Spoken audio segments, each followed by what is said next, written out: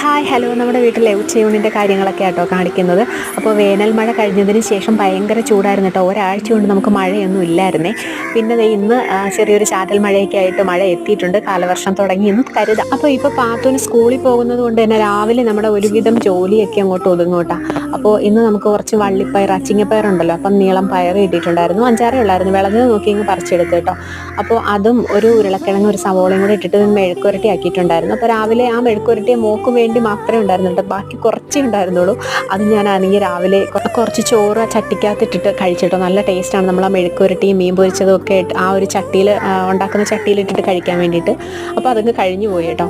പിന്നെ ഒരു മാമ്പഴം കിട്ടിയിട്ടുണ്ടായിരുന്നു കേട്ടോ. അപ്പോൾ അതെടുത്തിട്ട് മാമ്പഴ പുളിശ്ശേരി ആക്കാമെന്ന് വിചാരിച്ചു. മാമ്പഴ പുളിശ്ശേരി വെക്കണമെങ്കിൽ നാരടങ്ങിയിട്ടുള്ള മാങ്ങയാണ് നല്ലത്. പിന്നെ കിട്ടിയത് വെച്ചിട്ടങ്ങ് ചെയ്തു. പിന്നെ അവിയലാണ് കേട്ടോ ഉണ്ടാക്കിയത്. അപ്പോൾ മീൻകറിയും ഒക്കെ റെഡിയാക്കിയിട്ട് ഞാൻ വെച്ചിട്ടുണ്ടായിരുന്നു. അപ്പോൾ ഇത്രയൊക്കെയായിരുന്നു നമ്മുടെ ഇന്നത്തെ ഉച്ചയൂണിൻ്റെ കാര്യങ്ങൾ. ഇഷ്ടപ്പെട്ടു